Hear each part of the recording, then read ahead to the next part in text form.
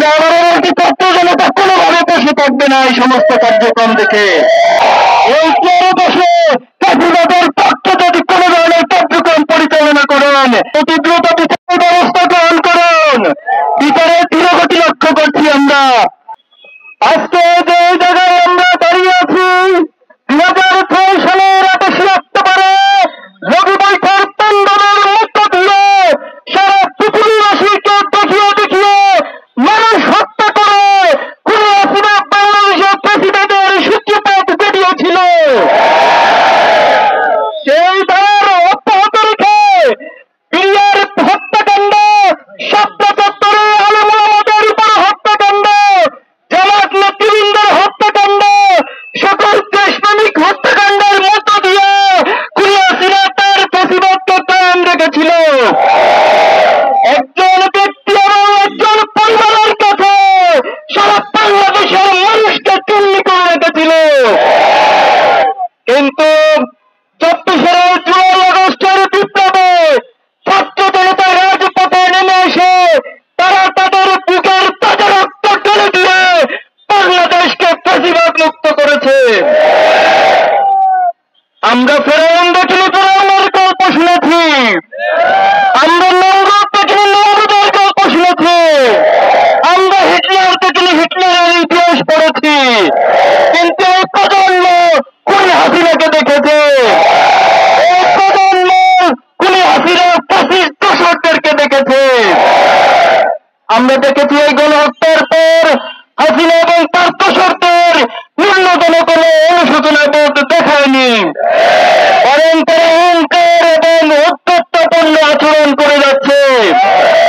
আমরা আজকে এই সমাবেশ থেকে বলতে চাই, শহীদের যে তামান্না নিয়ে ছাত্র জনতা বুকের রক্ত দিয়ে ফ্যাসিবাদ মুক্ত করেছে, বাংলাদেশে অদূর ভবিষ্যতে এই ফ্যাসিবাদকে সহ্য করবে না, করবে না।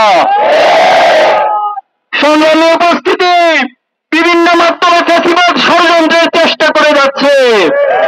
আজকে ছাত্র সমাজের যে বিপ্লব, এই বিপ্লবকে বিতর্কিত করার জন্য তারা ষড়যন্ত্র করে যাচ্ছে। সম্প্রতি শিক্ষা প্রতিষ্ঠানগুলিতে ছাত্র সমাজের কাছে এই ষড়যন্ত্রের মাধ্যমে এক ধরনের বিদ্বেষ এবং কনফ্লিক্ট তৈরি করে দিচ্ছে। আমরা ছাত্র সমাজকে এই সমস্ত ষড়যন্ত্রের বিষয়ে সতর্ক থাকার জন্য আহ্বান জানাবো। সরকারের প্রতি আহ্বান জানাতে চাই, আপনারা রক্তের উপর দাঁড়িয়ে আছেন। আপনারা যে চেয়ারের উপর বসেছেন, সেই চেয়ার আবু সাঈদ এবং শহীদদের রক্তের উপর বসে আছে। এই চেয়ারে বসে ফ্যাসিবাদের পক্ষে যদি কোনো ধরনের কার্যক্রম পরিচালনা করেন, এই ছাত্র জনতা তার উত্তম জবাব দিবে। আপনারা অতি দ্রুত বিচারের ব্যবস্থা গ্রহণ করুন। বিচারের ধীরগতি লক্ষ্য করছি আমরা। সেই সাথে মামলা বাণিজ্যের মধ্য দিয়ে এক ধরনের দোষর নব্য ফ্যাসিস্ট আসামিদেরকে জামিন দেওয়ার তথ্য আমরা পেয়েছি। আমরা আবারও বলছি, ছাত্র জনতা কোনোভাবে বসে থাকবে না এই সমস্ত কার্যক্রম দেখে। সংগ্রামী উপস্থিতি, আজকে যে প্রজন্ম, এই প্রজন্মকে আপনারা বোকা ভাববেন না। আমাদের ইসলামী ছাত্র শিবিরকে আদর্শ দিয়ে মোকাবেলা না করে বারবার চেতনার ডাক দিয়ে মোকাবেলা করার চেষ্টা করা হয়েছে।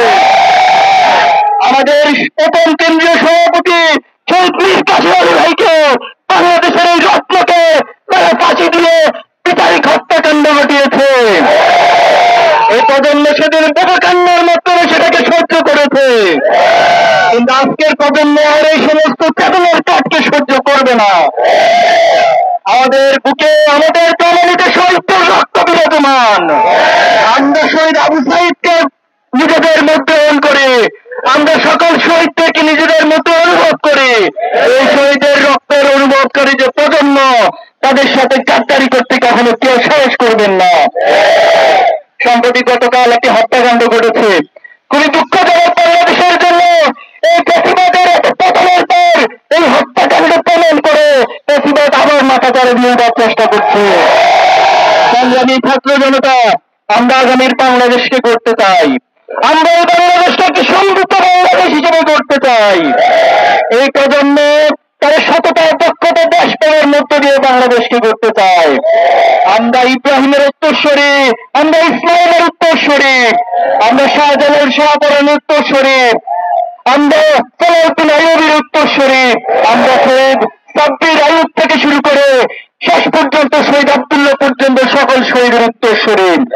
এজন্য আমরা বলতে চাই, আগামী দিনে যে বাংলাদেশে যারা নেতৃত্ব দিবেন, বাংলাদেশকে যারা পরিচালনা করবেন, আগামী দিনের বাংলাদেশ হবে সততার বাংলাদেশ, আগামী দিনের বাংলাদেশ হবে দক্ষতার বাংলাদেশ, আগামী দিনের বাংলাদেশ হবে সাংঘিক প্রজন্মের বাংলাদেশ, আগামী দিনের বাংলাদেশ হবে দেশপ্রেমিকদের বাংলাদেশ। আজকের এই